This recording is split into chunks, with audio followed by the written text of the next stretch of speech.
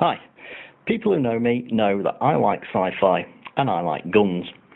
So, shouldn't come as any surprise, I, over the years, have been collecting various replicas of the guns used in science fiction films and TV shows. And today I thought I'd give you a look at my collection so far. I'm going to start down here with some of the Star Wars weapons. This is the Holdout Blaster, carried by biker scouts in Return of the Jedi. This isn't based off any particular gun. This is made of resin, just a couple of pieces, got that off eBay. Next to it, I've got a couple of Han Solo blasters. These are both modelled off the Mauser C96 pistol. This one, I believe, is the proper size. This is from the original Star Wars A New Hope film, the DL-44. Side-mounted scope. Again, this is resin.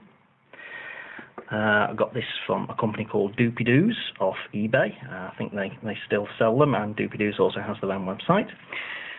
Next to it, I'm not sure if this one might have actually been used by several characters in Star Wars. I'm not sure if Luke Skywalker wielded one at the same time. This isn't quite full size. If I lay it next to the DL-44, you'll see it is slightly smaller. This came from a South African company. Again, I got it off eBay. It's still quite a nice model. I think this one's called the Merson Flash 4. Now, just above that, this is one of the prize pieces in my collection. This is a Master Replicas DH-17. We call it the Rebel Trooper Blaster, even though in the Star Wars films it's actually more likely to have been seen in the hands of Imperial troops. This is die-cast metal.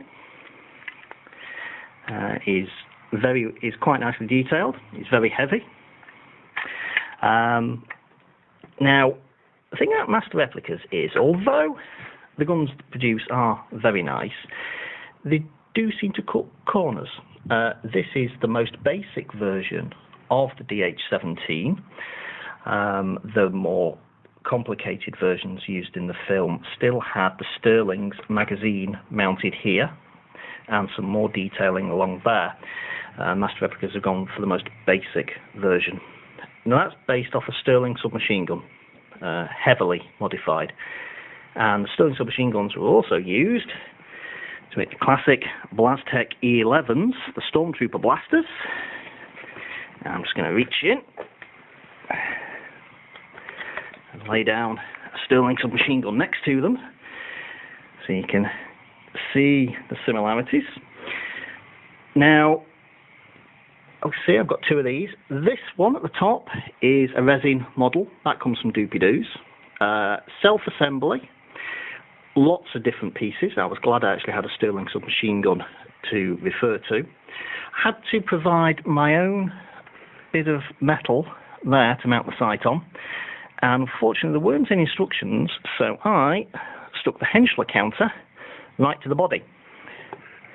Now, this second one, which I've recently received, as you can see, is mounted slightly away from the body, and I trust this one to be right because this one is made by, I believe his name is Andrew Ainsworth of original Stormtrooper, and he made a lot of the props for the original films. You may have seen him in the news recently. He was involved in a court case over supplying Stormtrooper armour. Now this is cast from ABS. It came ready assembled, ready painted. Has a unique serial number on the back. I don't know if you can read that. And rather nicely, I can do this with one hand, the power pack comes out, and he's used a bit of metal rod to produce something very much like a modern power jack socket.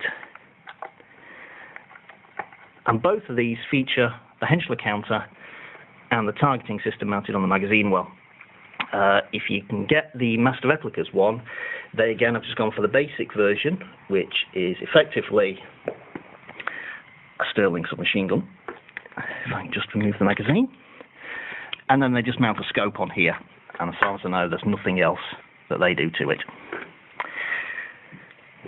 And next, from the Star Wars guns, is this. This is a Blastech A280, the Rebel Trooper rifle. This is the version used on Endor. There's a couple of versions of these done for the films. On Hoth, they were converted from STG 44s, but I'm guessing they didn't have access to that sort of gun. They've become quite rare by the time they made Return of the Jedi, and they instead made these from Armalite rifles. If I just pick this up and place it now next to an Armalite rifle, you'll be able to see the similarities in the body design. And for this particular kit, the detailing on the top comes from the muzzle. Now this kit is a resin conversion kit for the plastic body of an airsoft gun. Fortunately, I was able to get hold of a few spare parts for an airsoft gun, since they're no longer widely available in the UK unless they're a funny colour.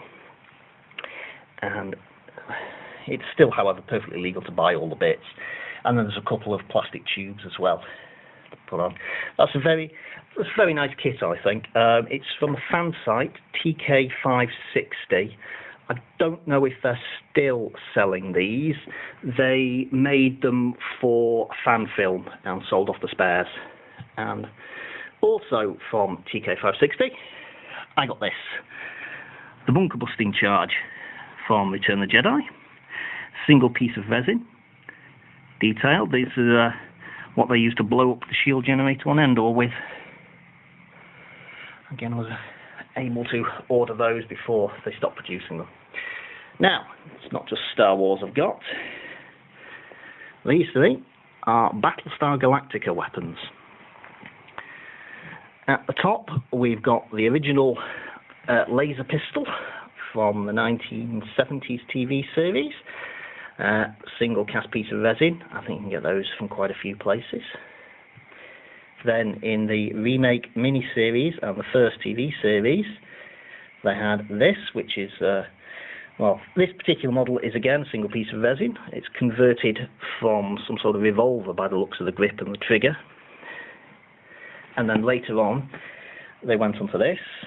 Again, I've got a single piece resin kit, and that's an FN57 pistol with some sort of unit mounted underneath it.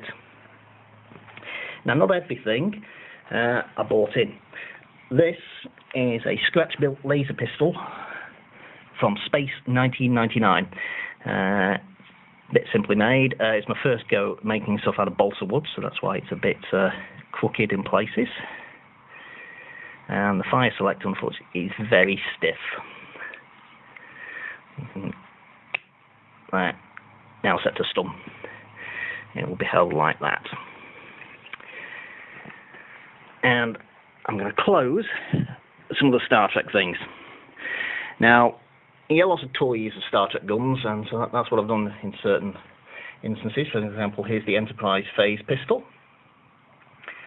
And beneath it, the most recent Star Trek film phaser pistol. Now, the problem with a lot of the toys you can get is they're not necessarily the right scale. So you see next to it, I have got a full-scale, metal-plated phaser pistol. These are available on eBay from several sources. I bought one in from America because the price looked cheaper and completely forgot that I would have to pay import duty.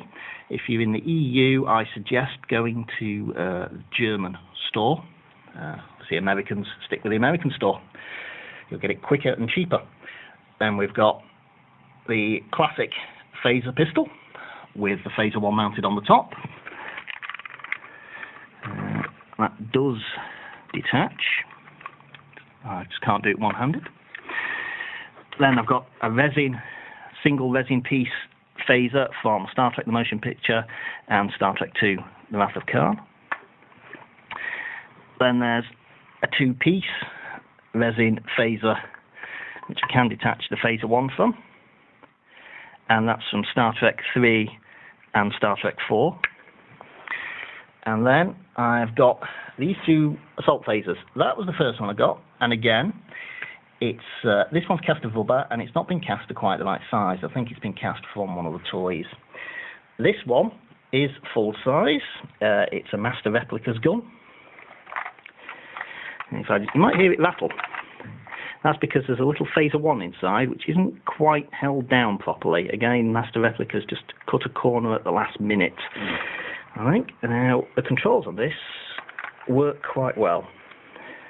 If I just release the safety, you hear it power up.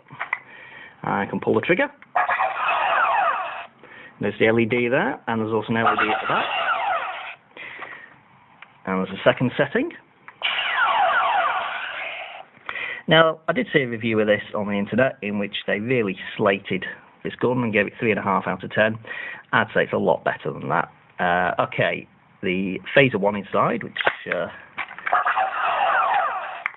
I'll just remove.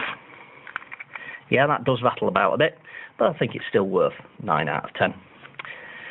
And then, finally, how about this?